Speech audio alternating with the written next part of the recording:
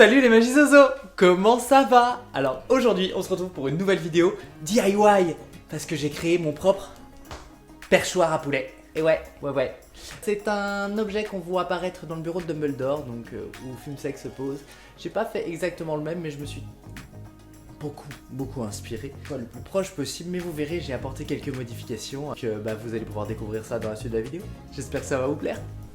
Et c'est parti, on se rend donc à Emmaüs pour essayer de trouver tout ce qu'il nous faut pour réaliser ce perchoir. Je m'étais dit pour faire le bas, je pourrais utiliser des pieds de table comme celui-là. Et au final j'ai trouvé celui-ci et je me suis dit qu'il allait bien correspondre. Après j'ai commencé à regarder les chaises pour pouvoir faire le haut du perchoir en me disant que ça pourrait être utile. Et celle-ci, je vous avoue, je l'aimais bien. Oh, et ça, j'étais tellement heureux de l'avoir trouvé, je vous explique après à quoi ça servira. Donc voici ce que j'ai trouvé.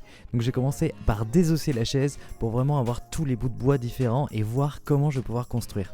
Donc là vous voyez je fais mes petits tests. La table elle y est passée aussi et j'ai vraiment enlevé tous les bouts de bois qui constituaient cette table. Donc, je suis un peu en interrogation par là où je vais couper, donc je pense que je vais couper ici, ça m'embête parce que j'ai peur de trop couper. Cracotte, t'en penses quoi? Pour être honnête avec vous, vraiment, je ne savais pas du tout où je partais. Mais vraiment, en voyant tous ces bouts de bois, je voyais à peu près la forme que je voulais donner. Donc je me suis dit, vas-y, essaye. De toute façon, t'as rien à perdre. Et voici les pieds de chaise que je vous disais que je trouvais vraiment intéressant. En plus, je trouve que cet arrondi en haut ressemble à un oiseau, donc j'ai rajouté un bec qui tient vraiment super bien. Bon, et comme vous pouvez le voir, je n'ai jamais été seul pendant cette construction. Alors là, c'est le truc que j'ai fait le plus longtemps, je crois. C'était poncer les morceaux de bois pour leur donner la forme à peu près. Regardez-moi ces plans au ralenti avec ma Dremel. Non mais vraiment, je vous laisse profiter parce que c'est beau. C'est très beau, c'est très beau. Bon, allez, on passe à autre chose. Bah moi vous avez les trois étapes, hein. Le pied de départ, hein, carré et tout. L'intermédiaire où on donne à peu près la forme et puis là je vais encore poncer un peu sur les côtés pour que ça s'arrondisse un petit peu. Mais on est pas mal, Ce que je viens de vous montrer en fait c'était les morceaux de bois qui étaient sous la table et c'est ce qui va tenir en fait le haut du perchoir. Donc là comme vous pouvez le constater, je suis en train en fait d'accrocher ces morceaux sur le bas. Bon là on faisait des tests hauteur et on trouvait vraiment que ça risquait d'être trop donc j'ai préféré couper encore un petit bout pour réduire parce que ça allait être vraiment immense. Déjà que je trouve que le résultat est très haut. Mais là ça allait être pire. Et on ponce encore. C'est parti. Pour pouvoir tout assembler, j'ai vraiment essayé d'avoir une surface super plane. Et vu que je travaillais avec du bois, j'ai utilisé des petits tourillons pour l'assemblage. Donc là, comme vous pouvez le constater, j'ai continué à poncer parce qu'on ne ponce jamais d'hostie. J'ai fait des marques avec de la peinture pour voir exactement où est-ce que je devais faire les trous pour pouvoir planter mes tourillons. Une fois que vous avez fait votre trou, vous mettez votre tourillon à l'intérieur, vous mettez de la colle et après vous faites pareil sur la deuxième pièce. Et vraiment, c'est super solide.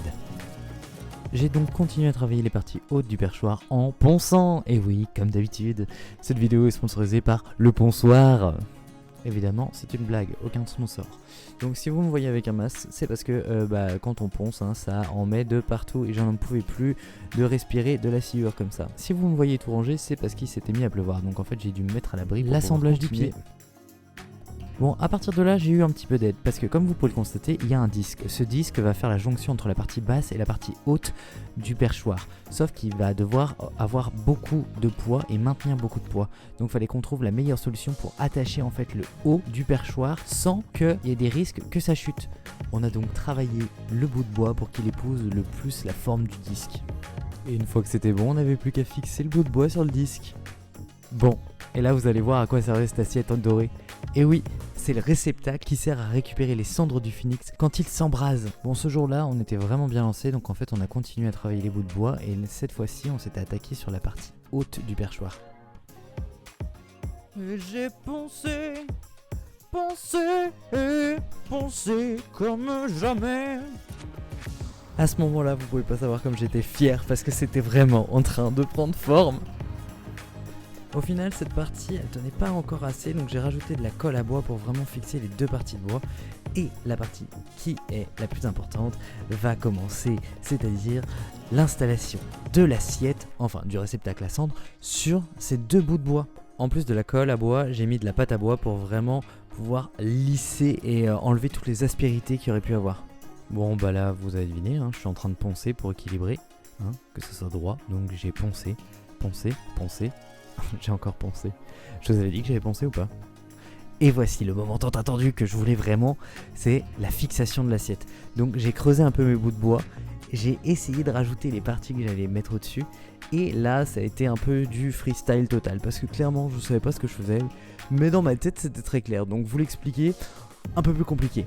J'ai refait le même système pour la fixation, par contre j'ai remis des goupillons en bois. Parce que je trouvais que c'était le truc qui tiendrait le mieux. Et j'ai renversé le pot de fleurs. Là je pense que j'ai essayé de faire quelque chose, mais je ne sais même pas quoi, à part prendre des poses très bizarres.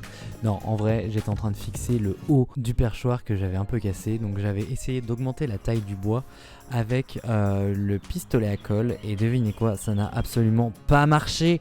Bon là l'enfant qui était en moi ne pouvait pas plus attendre. Il fallait absolument que je rajoute ces petits becs pour avoir la forme d'oiseau que je voulais. Et j'étais trop heureux. Bon, on passe à l'intérieur cette fois-ci et j'ai rajouté des réglettes pour vraiment fixer les deux parties, parce que les goupillons c'est bien, mais étant donné que comme je vous disais il va y avoir du poids et le phénix que j'ai est quand même assez lourd, je voulais vraiment être sûr qu'il tombe pas. Et pour camoufler tout ça, j'ai utilisé de la pâte auto durcissante. Là j'ai collé des petites pièces de 1 centime pour stabiliser l'assiette qui était un peu bancale. En plus d'être lourd, bah ce phénix il a des grosses pattes, donc en fait sur ce petit perchoir il aurait pas tenu. Donc ce que j'ai fait, j'ai augmenté la taille du perchoir avec du papier d'aluminium tout simplement, que je vais venir par la suite recouvrir de pâte auto durcissante.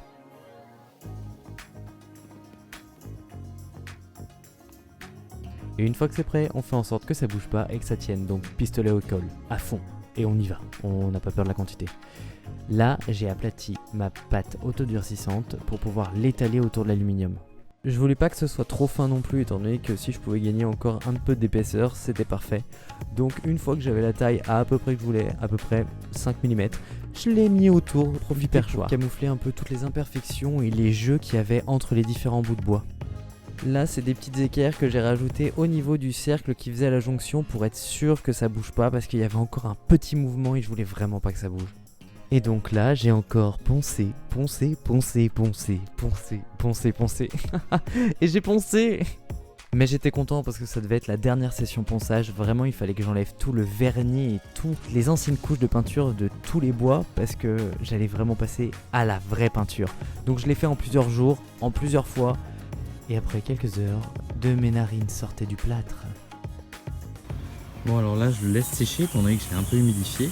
Et en attendant je vais aller préparer ma zone de peinture là-bas. Je vais me servir du cabanon pour vraiment en fait pouvoir protéger tout ça, parce que j'ai peur que ça en envoie de partout. Mais ça prend forme.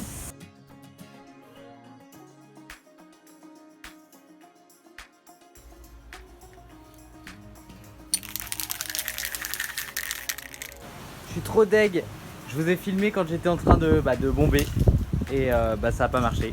Donc bon là j'attends que ça sèche un peu avant de rassembler tout ça et je vous montre le résultat après. Donc là on est sur la première couche de doré.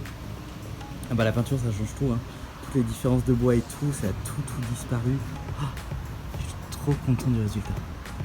Il y a encore beaucoup de boulot mais j'aime beaucoup.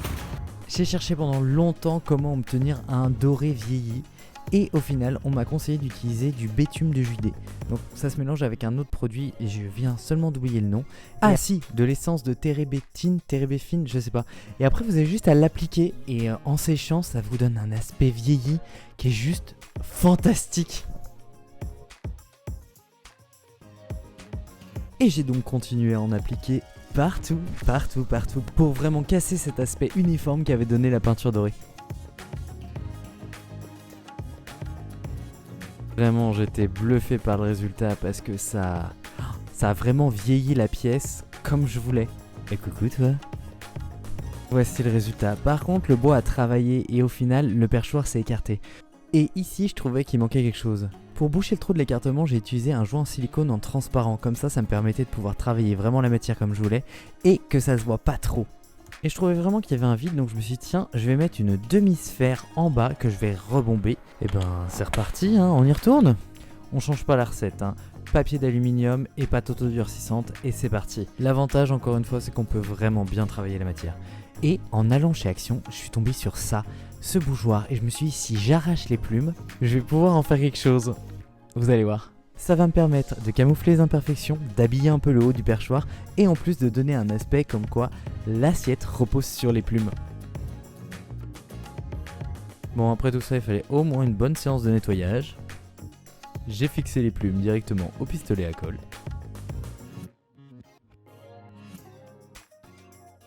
Et il ne restait plus qu'à bomber ce dernier élément avant de passer à la dernière étape de ce DIY. Le vernis bien sûr, et j'en ai choisi un mat. Et le voici enfin terminé.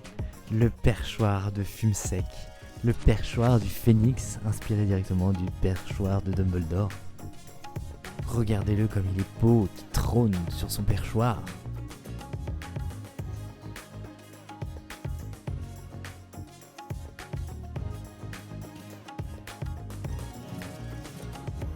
Merci d'être resté jusqu'à la fin de cette vidéo. J'espère que la vidéo et le rendu vous a plu. N'hésitez pas à me le dire en commentaire. Si vous avez des idées aussi d'autres DIY, mettez-les moi en commentaire. Actuellement j'en crée un autre, mais il va falloir attendre les beaux jours pour continuer et ça fait très longtemps que je le fais. Comme celui-ci parce que je l'ai commencé en juin 2023. Et j'ai mis beaucoup de temps à le faire. Mais je suis plutôt satisfait du rendu. N'hésitez pas à mettre un petit pouce bleu si la vidéo vous a plu, à vous abonner à la chaîne et à me retrouver sur mon compte Insta. Je vous dis à la semaine prochaine pour une nouvelle vidéo et à très vite les Magiciens Zozo.